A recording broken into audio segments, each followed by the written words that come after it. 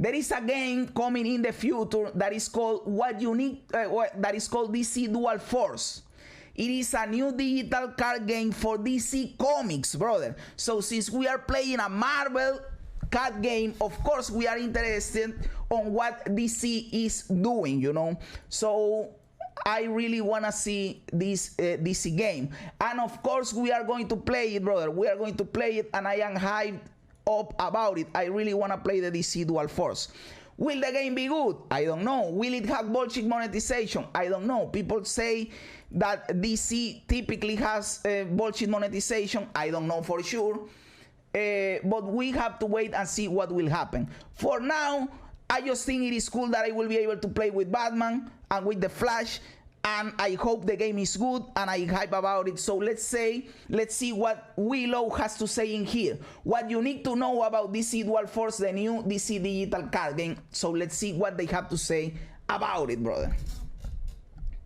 Excited to talk about DC Dual Force. Seriously, the more I find out about this game, the more and more excited I am. The main reason I want to talk about it right now, the main reason I've decided to make a video, is because DC Dual Force put out a brand new trailer yesterday, and yes, I watched that trailer. It is that he's playing on the background, so we don't need to go and watch the trailer because it is just that he's playing in here. It is like a 40-second trailer or 30-second DC Dual Force put out a brand new trailer yesterday, and truth be told, the trailer isn't too much. We've pretty much seen all of the footage. I believe we've actually seen every single piece of footage that got shown in this trailer already, but the exciting thing here is what the title and what the description says. And they say coming soon, but this coming soon could mean 2 more fucking years, brother. Give me the game right now. So we have here Lex Luthor, so we can assume that Lex Luthor is coming, the Joker, Aquaman, of course, and Cyborg. Title says coming to a PC near you very soon, coming soon. That's exciting to hear because A, it means the game's not too far away, right? It's coming soon. Oh, it's coming for PC. That is great to know, brother, because you guys know that I love playing on PC and I don't like that mobile mode shit and the Android emulator or whatever. I want to play it on my PC. And B, it's coming to PC. I actually don't believe we had a PC announcement until just now, and I definitely didn't expect PC to be coming out before mobile. I thought mobile was always going to release first. Usually these companies do mobile first. I'm not actually... Let's hope they do it simultaneously, you know, like the game launches with mobile and PC. That would be awesome. Not really sure why that is, but it just seems to be the case that most companies go in that direction. So exciting to hear that PC is coming. But really the thing I'm most excited about is that the game is also going to have PvP matches. In the description it says compete in PvP matches, or it says or compete. Well, it is obvious, right? Because I don't think that a pure PvE card game would be successful. I remember that Gwent launched a PvE game and it was cool. Thronebreaker it was called.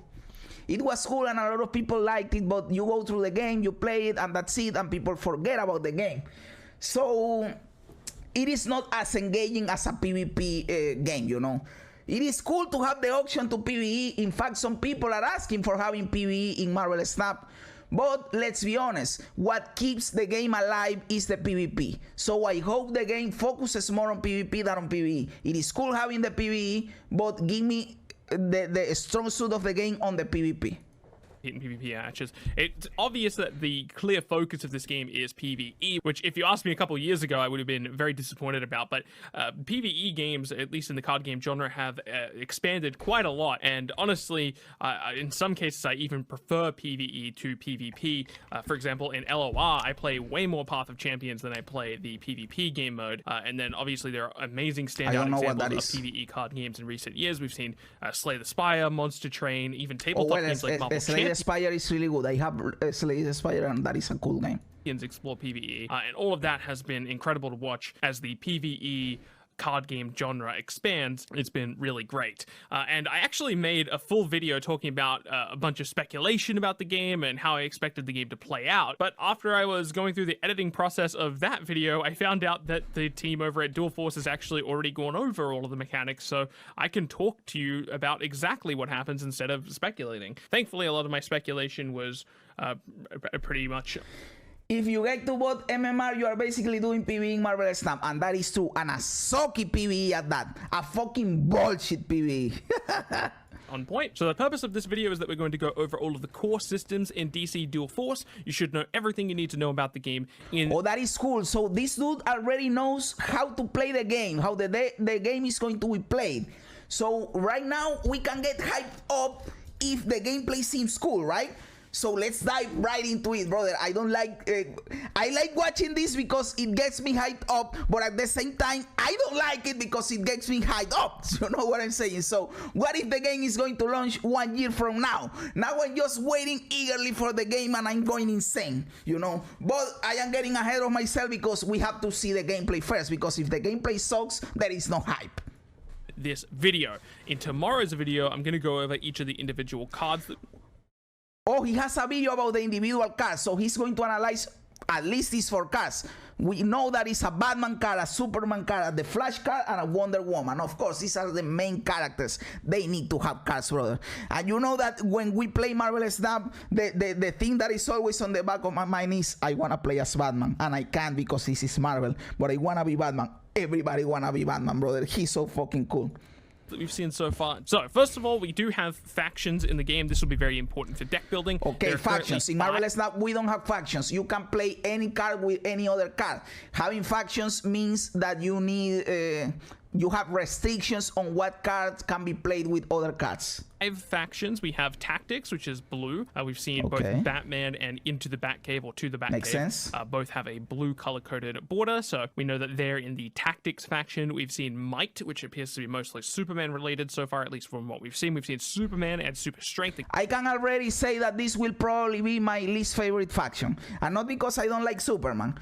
I like Superman to a certain extent, not as much, but it's because this is typically the archetype that I like the less on card games. The archetype where you buff your cards and you have big boys that hit hard and you focus on combat. That is typically the thing that I like the least, you know. And that is what, by the look of this, is what Red Might faction is. Again, both having that red color. We've been following your YouTube channel and so glad to finally catch you live. Love your videos. Brother Vertigo, my dude, thanks a lot. That means a lot to me, brother. That means a lot to me. I hope you enjoy the stream and that you keep enjoying my YouTube videos. I know that I have like 5 days without uploading a video, but of course I will start uploading again, brother. And we will keep going at it, brother. I hope you keep enjoying, brother. And thanks a lot for being here, dude. We've seen Energy for green. The Energy only green faction, card I can Dr. think of Fate. at the moment is the Doctor. So Dr. Fate, take a look at this. Superman seems to be like one type of card, and then you have Dr. Fate, and he's another type of card. So Dr. Fate is not at the same level as Batman and Superman. He's like a lower tier card. I don't know. Dr. Fate Minion. We have Anarchy, which Minion. Okay, so Batman and Superman are one thing, but Dr. Fate is a minion. The only green card I can think of at the moment is the Dr. Fate Minion. We have Anarchy, which is orange. We've seen both Harley Quinn and Punchline have the orange border, so my assumption is that if we ever have a Joker card, is that he'll be orange, just because Anarchy, it makes sense. And they mentioned the Joker here in this Punchline card. Punchline has lethal. I don't know what lethal is. If you control Joker, so we are guaranteed to have the Joker card in the orange bullshit, brother. Then we have Tyranny, and we've seen 2 purple cards so far. We've seen the Gorilla I will tell Grodd. You, brother, having a faction that is called Anarchy and having a faction that is called Tyranny is fucking cool, brother. I wanna play a faction that is called Tyranny. That sounds awesome, brother. And Thin the Herd. At least those are the 2 that I can remember off the top of so my we head. have Doomsday and Gorilla Grodd here, but gameplay? this is not Doomsday the card. This is just like a spell that has Doomsday in the thing, but this infers that Doomsday will be a purple card, you know. And we have Gorilla Grodd that as a purple card too. This game looked like. It looks way different than I thought it would. I was expecting relatively by the way, I have to say that I like the artwork on the cards. It looks cool. Board setup, almost akin to like a house. Not the card per se, but the artwork of the characters. stone, but they've really gone all out This looks cool, brother. This is a cool looking Superman. creating their own systems here. So I'm just going to read the direct words from the article because they surmise it quite well. So players will start off with both of their leaders in the back corners of a 3x2. So you have two leaders and your leaders go on the back corners. So that is the difference that I spotted between Dr. Fate and the other cars. Superman, Batman, Harley Quinn, The Flash, and Wonder Woman are leaders, but Dr. Fate and Gorilla Grodd are minions. So if you like Dr. Fate, you know that Dr. Fate won't be a leader. He's just a fucking minion. So this will maybe create I don't know, make people mad with some character that they like and they want the character to be a leader, and then the character is a fucking minion. But let's continue watching the video. So players will start off with both of their leaders in the back corners of a 3x2 grid. A player can then play 2 cards per turn, whether... Wait a second. 3x2 grid. And he models 4 scenarios. So he has the one 3x2 grid, and this doesn't make much sense. How the fuck are you going to play a game like this? Then you can dispose the cards like this, and this makes a little more sense, having a space between them to play cards. Then you have 2 3x2 grids, and he says, I believe this is the most likely grid system, and he has a 3x2 grid for one player with the 2 leaders, and then the other grid 3x2 with the 2 leaders. And then you have this. And I will tell you, I believe he's right. I believe this is the most likely grid system. They said a 3x2, but I don't think this is going to be like this because this is not playable. But this makes perfect sense. We don't know for sure, but I would bet that this is the way the game is going to be played. And let me tell you that if this is the way, I like it. If it is like this, I don't like it. If it is like this, I like it. Well, it is not that I don't like it. I would like it too, but I would like this more, you know? This will be cool, but I would like this more. And this too just sucks. A 3x2 grid. I wonder which character not being a leader will be the most controversial. I will tell you what, if they make Robin a leader, that would be controversial because people think of Robin as a follower. Right? Player can then play 2 cards per turn, whether it be a minion or an action, or one of each. As well as that, they can also activate their leader abilities using quote-unquote charges that occur once per turn. These abilities can buff the leader's attack power or defense, and sometimes include one of the 10 status effects. And then... So, right out of the gate, we have something that I really like a lot and that I hate about Marvel Snap. And it is that cards don't have a resource cost, you know. If you played Gwent, you know that in Gwent, cards don't have a resource cost. You can play whatever card you like in whatever turn you like. You don't have a resource requisite to play the card. In Marvel Snap, cards cost energy, and if you don't have the energy to play the card, you can't play the card. I hate that shit. I don't like it. I want to be able to play everything that I want. And apparently in this game, it is going to be like this. The restriction is that you can only play 2 cards a turn. You play 2 cards a turn, and that is your turn. But you can play whatever 2 cards you want from the ones you have. Or one of each. As well as that, they can also activate their leader abilities using quote-unquote charges that occur once per turn. Oh, but we have an energy system, but not for the cards that are played, but for the leaders. You have charge that recharges every turn, but they are for the leaders' abilities. I can stand behind that. I can stand behind that. For phones, 3x2 is better. It is like the Yu-Gi-Oh! Mobile game. I don't remember the correct name, but if you look for an image, you will see why. So it is like what? The first image, the second image of the third image. Give me a number, 1, 2, 3, 4, and I will know what it is. Robin can be a leader. No, don't give me a Robin leader. Robin is a minion, brother. Maybe Nightwing can be a leader, or Red Hood. Those could be leaders, but I don't think they will. Nightwing can be a leader, but I didn't think they will give Red Hood a leader. Maybe Red Hood will be a minion too.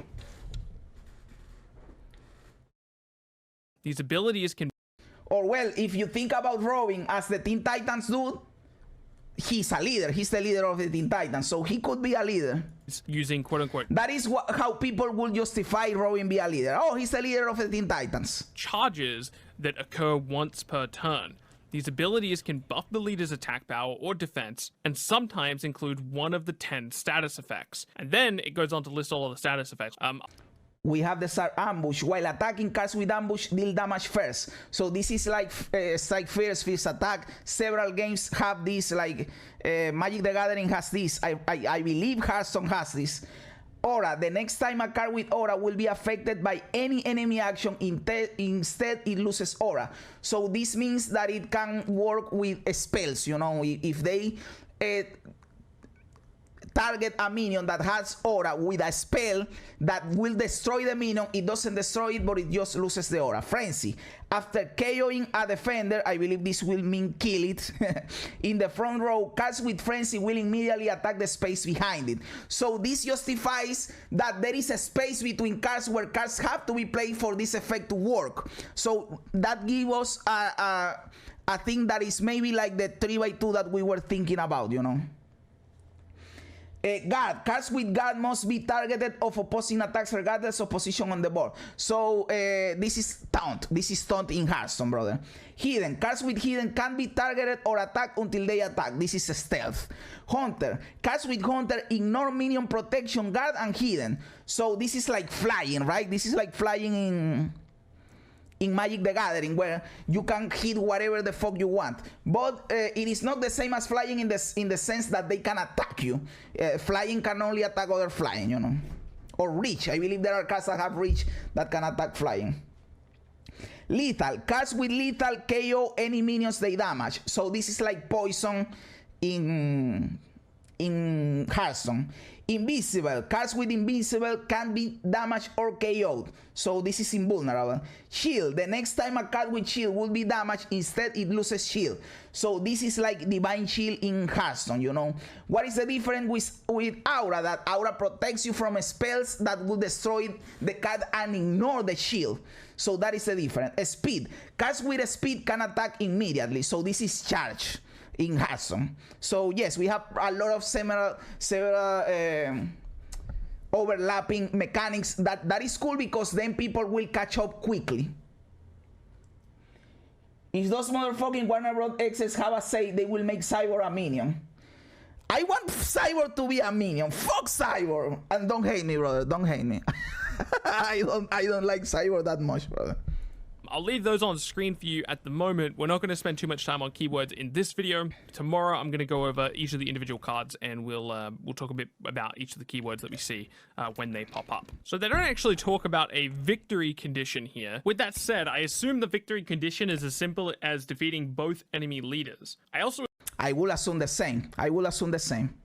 Assume that when you have a minion in play, it effectively blocks line of sight. And we don't know exactly what the 3x2 grid is, but as I showed earlier on in this video using a slide, I believe that this is what the 3x2 grid is going to look like. I believe it too, because this assumes what we were talking about Frenzy. Like you have a thing blocking the shit, and this, by the way, this go. If you look at the shape of this will look great in a phone, you know. So that is another thing that you have to consider. This grid will look good in a phone. So this is already mobile friendly. And we were talking about that Frenzy, when it destroys one card that is here, it will go through to the other card behind. So that is another reinforcement to know that it is how it is going to work. And I have to say that I like this I don't know how you say this display overlay, or whatever the fuck you say this shit. You will have one and your opponent will have one, even though the article did refer to the 3x2 grid, which would almost imply that there's just one 3x2 grid. But I do believe there's two 3x2 grids. Maybe they say that 3x2 grid referring to the one for the player. In your 3x2 grid, you get your two leaders behind, but then the opponent has their 3x2. The thing I don't like about this is it seems weird for the leaders to be hiding behind minions. You telling me Superman will be chilling in the backline? That is true, but they are kind of modeling this shading for gameplay reasons, less than lore reasons. Of course, Superman will be on the vanguard, and maybe the strategy for Superman would be to not play minions in front of him. We don't know. But in terms of, I am trying to think more in terms of gameplay than on lore, and I am liking it. But I understand what you are trying to say, of course. The only thing I hope this game will not have is it is a Series 5 shit. And that is what I am hoping too. But we know that card games always surprise us with some monetary bullshit, brother. And I am wishing this won't be the case. But they will give us some bullshit, of course.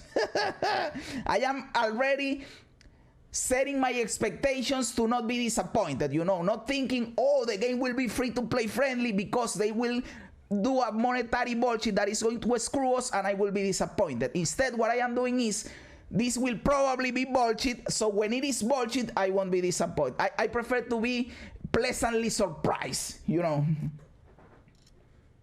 For you and one for your opponent. Again, this is just speculation, so there's no way of knowing for sure. But I believe if you have a minion in front of yourself, you being the leader, and the opponent tries to attack your leader, the minion in front of you will act as quote-unquote a blocker. So effectively there is line of sight in the game. I'm mainly inferring that from context clues, because there are cards that refer to quote-unquote blocking, but I don't think it'll be blocking like Magic the Gathering blocking. When your opponent attacks, you can choose to block. I think it will be more or less that kind of line of sight scenario that I just described. Now yes, this feels like you will attack in a line, you know. Now what I am thinking about this middle space is, can you play a minion in there?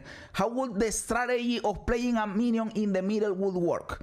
I know this is a speculation, like what the fuck are you talking about? We don't know anything about the game. Why are you thinking about it? I don't know. That was just a random thought that I had.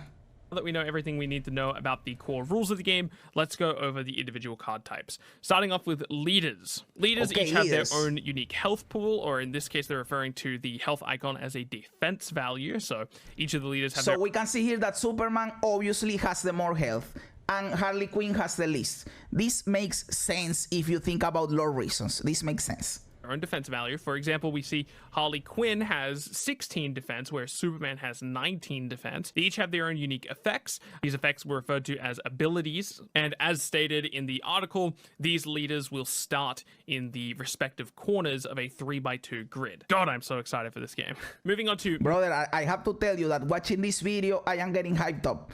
It looks cool.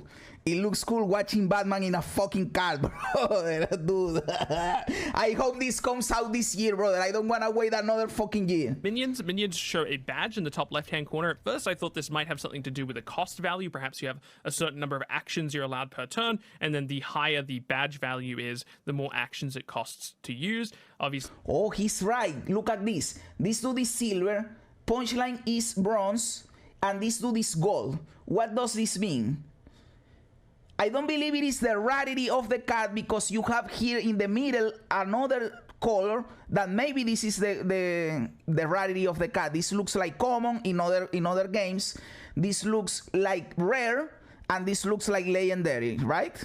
If we take into consideration other card games color system, maybe they change it completely. But then on top of that, we have on the right top corner, left top corner, right. I always confuse right and left.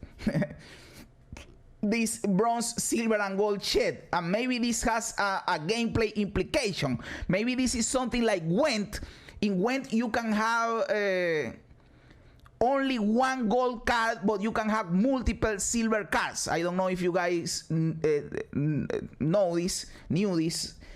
And the other thing is that it is in Gwent is like the resources a card have, you can't exceed certain resources per deck. So maybe they will tell you can only have 10 bronze cards, you can only have 3 gold cards. I don't know, this is pure speculation on my part, by the way. Or maybe inside the game you evolve the card from bronze to silver to gold by making different actions. These are all things that are possible. This is... But the rarity must be the one in the middle, right? I am assuming the rarity is the one on the middle, on the center of the card, like this green one, this blue one, and this yellow or orange one. proven to be wrong based on the article. You have 2 actions per turn, which you can spend on either playing a minion or using an action. So I'm really not sure what these bronze through gold values are in the top left of the both minion and action cards. Perhaps you can upgrade your cards, or perhaps maybe your cards level up as you play them. I'm really not. Oh, that is another thing that I didn't think about, that I would hate that to be the case. I don't like those systems. Do you guys remember things like Clash Royale? In Clash Royale, you can level up your cards outside of the game, and you have to pay whatever resource currency is in the game to make the card better.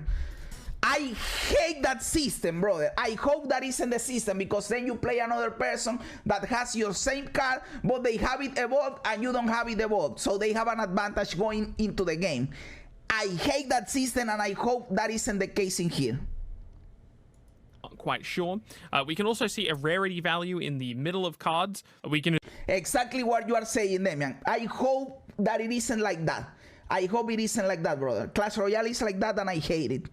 Assume this is a typical rarity system, you know, common through legendary. If you've played any RPG before, you're familiar with this type of rarity system. And just based on the fact that we have that rarity gem, I'm going to guess that there are indeed packs in the game. So you would open your pack and then you'd have like a guaranteed rare or something similar to Hearthstone or any other game with packs. At first, I wasn't really sure what to make of this yellow circle icon in the bottom left of cards. I thought maybe that would be associated with cost before I learnt about the cost systems we just went over before. But no, this appears to just be an attack value, as you might expect. Okay. Moving on to actions, these are going to be your spells, your instants. You're going to play them. They're never going to touch the board, but they're going to leave and go into a quote-unquote discard pile, or they're just going to be removed from the game. Before I close out the video, I do want to quickly touch upon the badge system that we're seeing on minions and action cards. We're not seeing them on leaders. These cards have them too. Check this out. This is another rarity. This is common maybe. So green must be uncommon.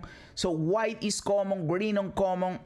We have here a purple one, so this is epic, and this must be rare. So apparently it is the same system for Hearthstone on the rarities. But then we have on top again the same bullshit with the bronze, silver, and gold. I hope it isn't like Clash Royale. Please don't be like Clash Royale. I'm of 2 minds of this. It could be literally anything, so I don't want to speculate too hard. It might even... This is the video, guys. This is the video if you guys want to take a look at it. Be as simple as a deck building restriction, like you're only allowed so many gold cards, you're only allowed so many silver cards, you're only allowed so many bronze cards. It could be an upgrade system, which I know might have some people a little bit worried. Until proven otherwise, I'm going to give them the benefit of the doubt and assume it's not some type of grimy microtransaction upgrade your card. He's thinking it too, and he also is thinking, let's give him the benefit of the doubt and don't be bullshit. Brother, please don't be bullshit, because I can see myself in the future molding about this shit. Please don't be like that, brother, please.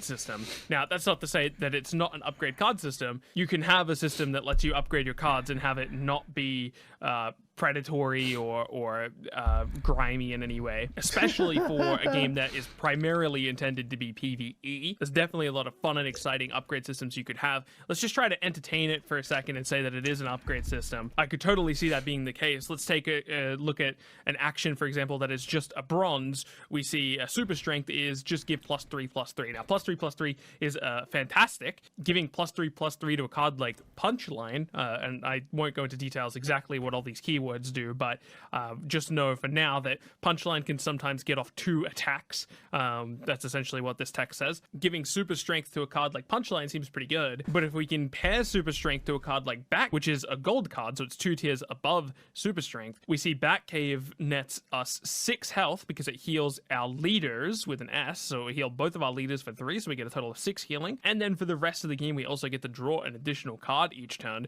That seems pretty crazy strong. That is overpowered as fuck, right? For the rest of the game, draw an additional card. So if you play this shit on the first turn, and you can, because there is no cost for cards, for the rest of the game you are going to draw another card. That is good, brother. Of course, maybe you don't want to do this on the first turn because you lose the heal bullshit, but drawing a card is worth it, right? We see how this card progressed. If it started off as a bronze card, maybe it just gives +3 to each of your leaders and it doesn't have any of that draw card text. And then maybe the silver version draws a card, and then maybe the gold version draws a card each turn after this is played. Similar things can be said. But I hope I can see this progression, but I hope this progression isn't tied with what we are talking about of having to upgrade the card outside of the game by having multiple copies of the card or upgrading the card with some gems or whatever. I hope it isn't like that, motherfucker. Maybe the gold version draws a card each turn after this is played. Similar things can be said for Dr. Fate, which is a minion card, and he's a gold card. I could totally see how this card progresses. He's a 7/10. Maybe he starts off as a, I don't know, like a 5/8, and then at the silver version he adds 2 random spells, and then at the gold version he adds the same 2, but it's a 7/10 now instead of a 5/8. You could totally see how that progression happens. It's possible it's a mixture between those two things we just talked about. Perhaps it is an upgrade system, but it's also restricted on deck building. Maybe you do upgrade these cards, but you can only have, I don't know, 5 gold cards in your deck, but you can have as many as bronze cards as you want, and you can have 3 silver cards or something like that. That would make deck building incredibly interesting, right? Because we would have exactly, and Gwent is like that, and that is what that was one of my first thoughts, and I hope it is something like that and not the other bullshit. I'm building a Might Tactics deck, so a blue-red deck. I need to keep in mind that I only have access to my blue-red cards, but I'm also only allowed to... and that is another thing to take into consideration. You have 2 leaders, and maybe we think that leaders tie you to a faction, and you can have, let's say, 1 blue leader and 1 orange leader, and then you combine those 2 factions. So there is a lot of deck building in there, which is interesting and cool.